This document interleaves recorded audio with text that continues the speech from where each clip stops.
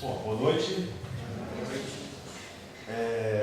Primeiro, pontuar a felicidade de compartilhar a mesa com vocês, agradecer o convite protagonizado pela coordenação do programa de pós-graduação, pela professora Aline e outros aqui.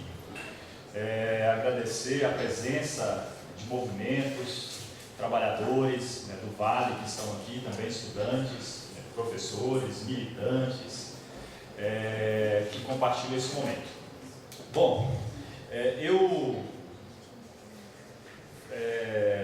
falarei a partir desse tema, terra, água e subsolo, a questão agrária e mineração, a expressão das dores de um país extrativista.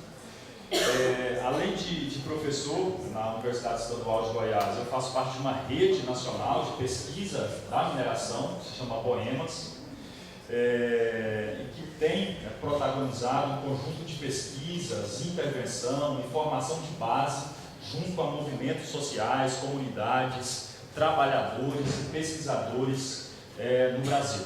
Então, falar desse tema aqui é também dialogar, de certa maneira, com a realidade do Vale do Jequitinhonha, com a realidade de Minas Gerais, com a realidade de um país, o Brasil, que protagoniza uma das principais economias extrativistas do Brasil, da América Latina e do Caribe, da África e, de maneira expansiva, do Sul global.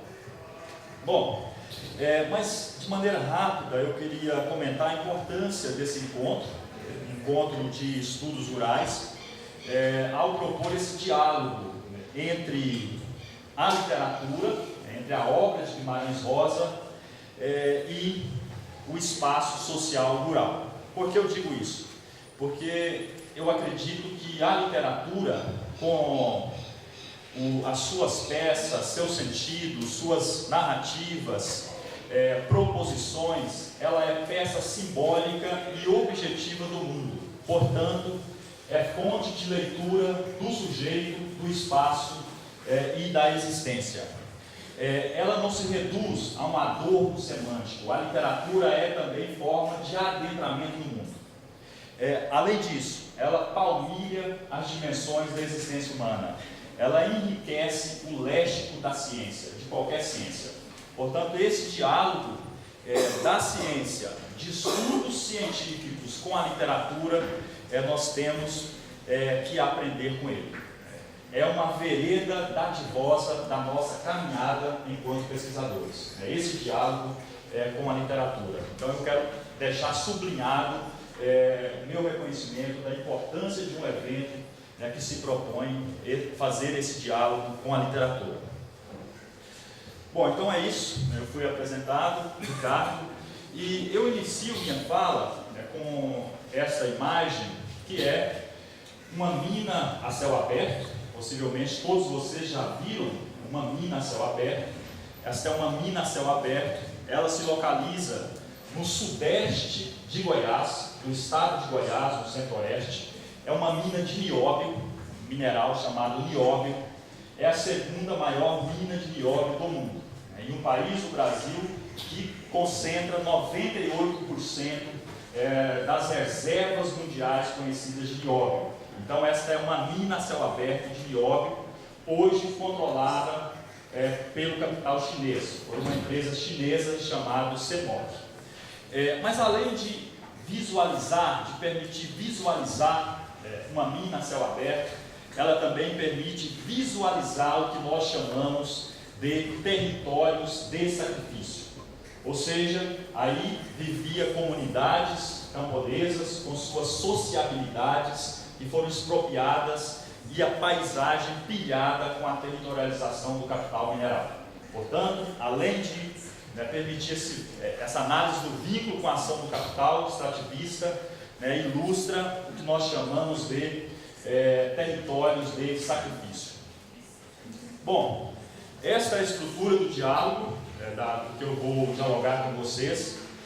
Eu vou apresentar considerações iniciais que vai estabelecer a relação entre a mineração e o debate agrário no Brasil, o contexto da mineração no Brasil dos últimos anos, o que na economia mineral chamamos de boom ou super ciclo das commodities minerais, a expansão do neoextrativismo no Brasil e na América Latina, ou do capitalismo extrativo no Brasil e na América Latina. No segundo momento, eu vou apresentar resultados de pesquisas que eu desenvolvo junto a essa rede de pesquisadores há quase 10 anos, a partir da disputa pelo subsolo brasileiro. Nós consideramos o subsolo como um território em disputa. Eu vou apresentar isso para vocês. A relação entre a mineração e o que um geógrafo chamado David Harvey chama de acumulação por esfoliação, outro pesquisador chama de pilhagem territorial. Resultados de pesquisas em Goiás e os impactos desta atividade extrativa nos territórios. Portanto, a ação dessa atividade extrativa nos processos de amputação ecológica e fratura sociometabólica dos territórios. E, portanto, por fim, considerações finais. Bom, chamando o presente para o tema. Ao chamar o presente para o tema, o que eu quero dizer com isso? Eu quero ilustrar um evento relativamente recente, o desastre da Samarco, aqui em Minas Gerais, porque ele teve um papel central no debate sobre a mineração no Brasil. Porque ele teve um debate no papel central da mineração no Brasil. Eu, 2 dias depois do desastre, caminhei, realizei campos em várias partes do Rio Doce. Isso resultou, inclusive, nesse livro que nós escrevemos, a nossa rede escreveu e está disponível em PDF. Mas por que, então, ele é central? Porque, primeiro, ele dá visibilidade a essa atividade, a mineração. O Brasil nunca se considerou um país minerado. Considera um país agrícola, mas um país de mineração não se considera. E a população brasileira não tem conhecimento sobre essa atividade.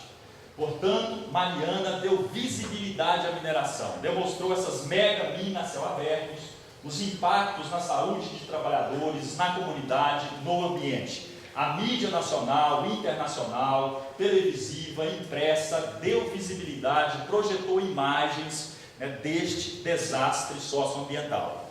Segundo, ele nos revela a escala dos impactos e da pilhagem deste modelo mineral territorializado no Brasil e na América Latina, que não se reduz à mina. O impacto da mineração não é cirúrgico. Ele está conectado a uma rede de produção que conecta a mina, claro, mas não se reduz a ela, como ferrovia, mineroduto, portos, barragens, pilhas de estéreo. Portanto, o impacto da mineração não se reduz à mina. A ferrovia dos Carajás, por exemplo, são quase 900 quilômetros de ferrovia, transportando minério 24 horas e impactando comunidades. Portanto, o impacto dessa atividade não é local, mas está conectado a uma rede. Também, essa atividade demonstrou os efeitos da mineração na organização do espaço agrário.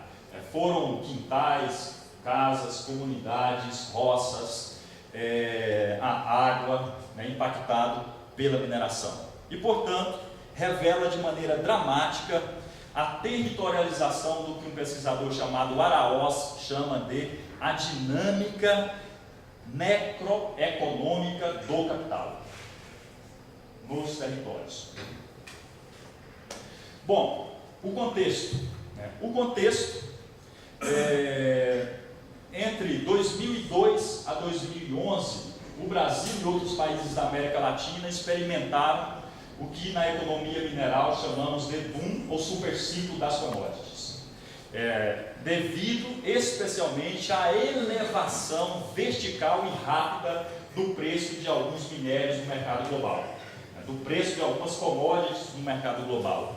E o Brasil participou de maneira ativa desse período de boom das commodities. Eu exemplifico no caso do minério de ferro, que salta de aproximadamente $30 a tonelada para $180 a tonelada. E isso teve grandes implicações no território: abertura de novas minas, ampliação de minas, duplicação de ferrovias, ampliação de portos, para exportar minério, especialmente devido à demanda chinesa e asiática por minério. Isso está conectado a uma geopolítica global que é experimentada nesse momento. Por exemplo, como o Brasil participou, alguns dados da participação do Brasil, os valores das operações minerais, que era aquilo que se vendeu com a exploração mineral, saltou de 20 bilhões em 2004 para 85 bilhões em 2011, o valor da comercialização de minérios. A compensação financeira, o CEFEM, que o Estado, os municípios arrecadam, saltou de 160 milhões em 2001 para quase 3 bilhões em 2011. Portanto, esse é um período de crescimento vertiginoso da mineração no Brasil, na América Latina, em um contexto de boom das commodities minerais. E claro, com implicações na participação da mineração na pauta exportadora brasileira. Por exemplo, a participação dos minérios, especialmente o minério de ferro em azul, na pauta exportadora brasileira, saltou de 7% para quase 18%. Ou seja, quase 18% de tudo que se exportou no Brasil nesse momento foram minérios. Portanto, um aumento da participação dos minérios na pauta exportadora. Em um contexto, além de neoextrativista, mas também de reprimarização da pauta exportadora brasileira. Ou seja, a reprodução histórica neocolonial de uma economia primária. E, claro, as implicações territoriais disso. A extração, transporte e exportação de tantos minérios teve implicações nos territórios. Possivelmente, muitos de vocês aqui experimentaram essas implicações. Com mineroduto, com ferrovia, com minas, com pressão para a venda de terras. E há no Brasil algumas experiências de mapeamento destes conflitos. Entre elas, uma das mais conhecidas, a Comissão Pastoral da Terra, que desde 2010 vem mapeando os conflitos envolvendo a mineração no Brasil em seus cadernos de conflitos. O mapa de conflitos ambientais da Fiocruz, que também mapeou isso, mapeou 113 conflitos envolvendo a mineração no Brasil. O banco de dados do CETEM também mapeou 118 conflitos. O mapa de conflitos do Estado de Minas, do GESTA, da UFMG, ou seja, distintas experiências de mapeamento e de pesquisa sobre a mineração, envolvendo a mineração no Brasil. Portanto, as suas implicações territoriais. Outra implicação territorial dessa atividade, eu comentei com vocês, é o controle do subsolo. O Brasil, diferente de vários outros países, que eu conheço, por exemplo, que eu conheço diretamente, Moçambique, diferente de países como Moçambique e tantos outros, há uma distinção entre propriedade do solo e propriedade do subsolo. O subsolo brasileiro pertence à União, enquanto o solo é de propriedade privada. E para ter acesso ao subsolo brasileiro por intermédio da Agência Nacional de Mineração, o antigo DNPM, e Ministério de Minas e Energia, requerimento de pesquisa até autorização de lavra. Portanto, esse mapa demonstra para nós como evoluiu o processo histórico de controle do subsolo brasileiro. E a partir de 96, especialmente com a atuação do capital internacional loteando o subsolo brasileiro. O que vocês veem de amarelo é até o ano de 1990, os títulos de subsolo para pesquisa, requerimento de lavra, autorização de lavra, até 1990. E o laranjado entre 91 e 2000, ainda concentrado no norte, especialmente na Amazônia, com algumas manchas em Minas Gerais. Mas olha só no período do boom dos minérios, entre 2001 e 2011, 2010. Tudo que vocês veem em marrom, ou seja, a expansão do controle do subsolo. Isso também pressionando terras indígenas, quilombolas e assentamentos rurais, reservas ambientais, como eu vou demonstrar para vocês. Ali alguns dados, né, que eu não vou ler, mas demonstra como nesse período houve essa evolução expansiva em um momento quente do mercado mundial de minérios. Portanto, a pressão do subsolo brasileiro, para controle do subsolo brasileiro. E aí eu quero verticalizar, onde eu pesquiso diretamente, a partir das nossas experiências, mas eu creio que dialoga com vocês no caso do estado de Goiás. O estado de Goiás, esse mesmo mapa, verticaliza a experiência do controle de subsolo no estado de Goiás. E aí, já fortalecendo a minha compreensão de que o subsolo se configura como um território em disputa. O mapa demonstra isso.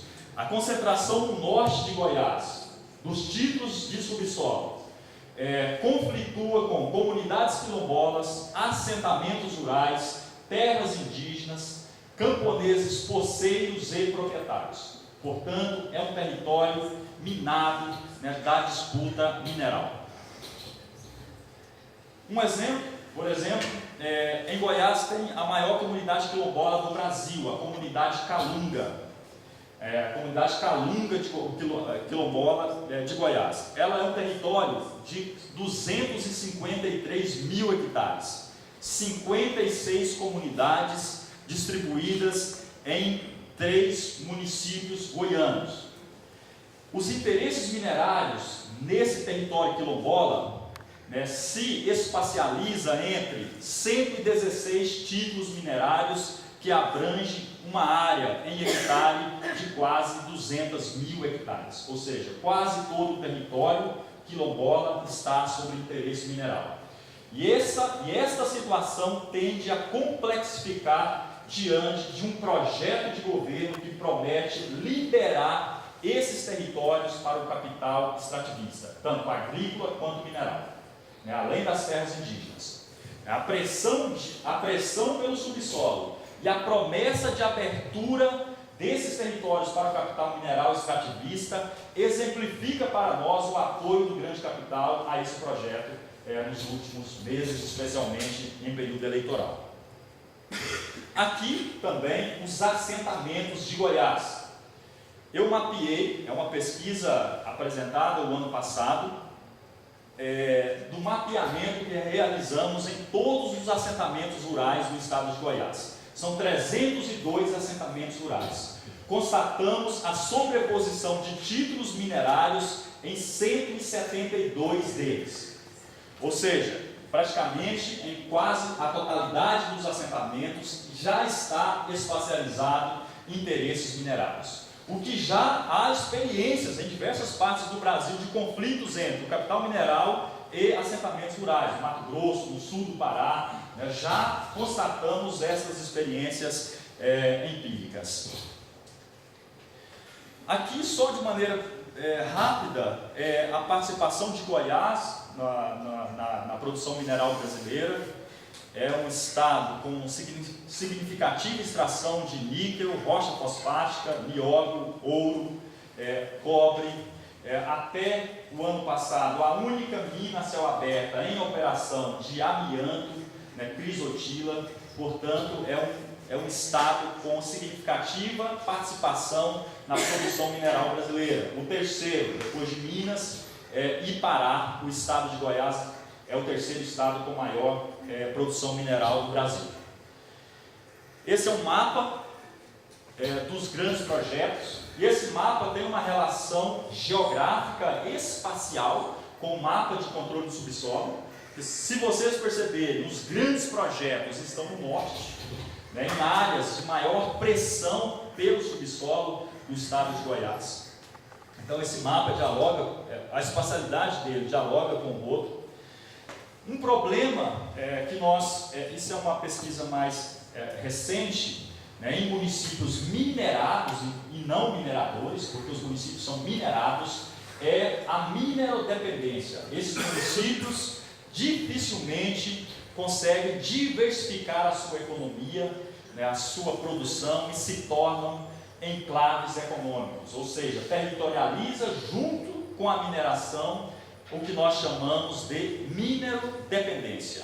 E no caso de Goiás, 2 exemplos. Niquelândia, que está no norte, que, com o interrompimento da Votorantim, uma mineradora de níquel, gerou uma crise econômica no município, porque não existia uma diversificação econômica, e Minasul, né, com a ação do STF aprovando a institucionalidade da extração, distribuição e processamento do amianto. Né, outro município em situação econômica dramática, e mesmo tendo sido minerado por mais de 40 anos.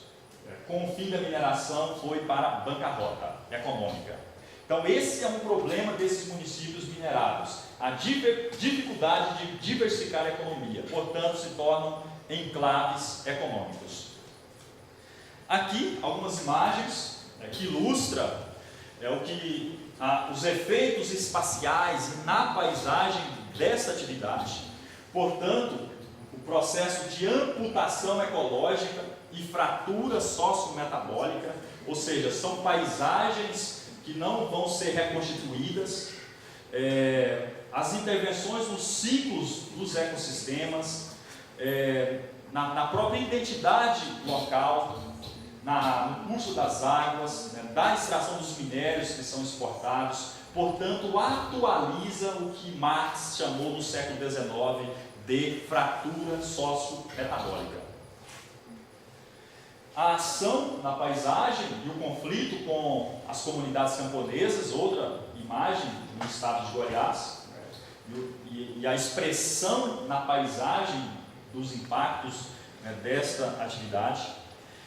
Mas olha, isso é uma crítica ao modelo mineral vigente. Eu, junto a um conjunto de pesquisadores, estou quase terminando. Não, estou tranquilo, tem 10 minutos. Ah, ótimo. Estou tentando falar rápido com uma preocupação quanto tempo. Não, vai lá. Isso é uma crítica ao modelo mineral vigente. Um modelo mineral que nos últimos anos se expressa a partir de um processo rentista, neoextrativista do capitalismo, substanciado por uma relação orgânica entre o capital financeiro com o capital vinculado às commodities minerais e agrícolas. Portanto, esse modelo de mineração está integrado ao processo de atualização e ajustes, tentativa de ajustes do capitalismo global, e portanto, altamente destrutivo, né, dos territórios, portanto, controlado pelo capital transnacional. Portanto, nós temos uma crítica a esse modelo, a partir dos impactos que nós estudamos. Mas nós temos um debate para fazer, para propor, construído junto a movimentos, como o Movimento Nacional pela Soberania Nacional na Mineração, o MAN, o Comitê em Defesa dos Territórios, a CPT, o MST, pesquisadores que têm feito esse debate no Brasil. Pensar um novo modelo mineral. E aqui eu trago algumas características para pensarmos, né, de maneira coletiva. Entre elas, a importância de se discutir o controle popular sobre a mineração. Ou seja, o aspecto consultivo junto às comunidades.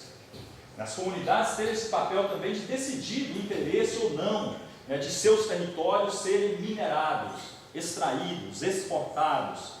Então nós defendemos esse aspecto. Portanto, o movimento, inclusive, fala do papel da soberania nacional na mineração. A regulação das escalas e taxas de extração. Não há uma legislação preocupada com isso. A regulação das escalas e taxas de extração. Ou seja, no período de boom das commodities minerais, nunca se extraiu tanto ferro no Brasil para exportar, especialmente para a China. Um minério não renovável, assim como vários outros. Por que não o Estado atuar para controlar as escalas, né, de extração e não ser completamente subordinado ao mercado internacional? Acesso à informação e conhecimentos básicos sobre a mineração. Nós não temos conhecimentos básicos dessa atividade. O uso dos minérios, os efeitos deles na saúde, na paisagem, no ambiente, o mercado dos minérios, princípios, né, básicos, nós não temos acesso. É importante que as empresas, o Estado, né, também aposte no acesso à informação sobre a mineração. A criação de áreas livres da mineração, assim como áreas livres dos agrotóxicos, dos eucaliptos, das monoculturas. É interessante também pensar em áreas livres da mineração, áreas com patrimônios geológicos, arqueológicos, de água, de cultura, de produção da identidade. É importante defendermos isso, ou seja, áreas livres da mineração. Há experiências na América Latina já construídas nesse sentido, áreas livres da mineração. Ampliação da capacidade de fiscalização junto do aparato estatal. Ampla política de monitoramento e fiscalização de barragens de rejeitos da mineração. Há um esfacelamento da Agência Nacional de Mineração que não permite isso. Ou seja, Mariana foi um exemplo dramático dessa questão. Assim como recente foi publicado outro relatório com a quantidade de barragens na mesma situação e que ameaçam territórios e populações. Então, aprofundar a fiscalização de barragens e outras infraestruturas conectas, como minerodutos. Incentivos à diversificação de regiões mineradas, a partir de turismo de base popular, e assim por diante. Apostar na diversificação econômica desses territórios. Aumento da compensação financeira pela exploração dos recursos minerais, a CEFEM. O Brasil é uma das taxas menores do mundo. Então, aumentar essa taxa, e além de aumentá-la, porque é o dinheiro que as empresas pagam ao Estado e aos municípios, além de aumentá-la, também incluir os municípios impactados por mineroduto, por ferrovia, pelas barragens, pelas pilhas de estéreo, porque são municípios também impactados pela mineração, e não apenas os municípios de onde são extraídos os minérios. Criação de créditos e apoio a cooperativas e garimpos da mineração. A presença do Estado apoiando a pequena mineração e não apenas o estímulo à grande mineração multinacional. Portanto, esses são alguns pontos que nós temos pensado, discutido de maneira coletiva com comunidades, movimentos sociais, pesquisadores, para se pensar um novo modelo mineral para o Brasil e América Latina, claro. Tem experiências de resistências, aqui são algumas em Goiás, mas há várias experiências de resistências sendo construídas no Brasil, com participação de movimentos sociais, com participação da universidade, parceria com o Ministério Público. Nós temos experiências exitosas em Goiás, de parceria envolvendo secretarias municipais de meio ambiente, Ministério Público, pesquisadores, movimentos sociais. Há experiências exitosas nesse sentido. Produção de material audiovisual para se discutir junto às comunidades o modelo mineral. Ali um exemplo de documentário que fizemos em parceria com o MAN. E o MAN é um movimento que tem apostado nisso, são livros, documentários, para dicionário crítico da mineração. Nós publicamos agora um dicionário crítico da mineração, para discutir esse tema junto às comunidades, junto aos trabalhadores impactados, sindicatos, movimentos. É importante se construir isso de maneira coletiva. Ali duas imagens de nossa participação junto a comunidades, fazendo trabalho de base, junto aos trabalhadores e também à juventude, discutindo a mineração junto a eles. E comentários finais. Bom, eu quero retomar a centralidade do tema e defender outra vez que terra, água e subsolo compõem a centralidade da questão agrária brasileira contemporânea, estão no centro dos conflitos no campo brasileiro, a apropriação de água, terra e minério. No debate podemos ampliar essa questão. A mineração como expressão da pilhagem dos territórios e das dores de um país extrativista, este modelo de mineração. Goiás como um dos principais estados minerados do Brasil e que sofre essas implicações em escalas locais, nacionais e internacionais.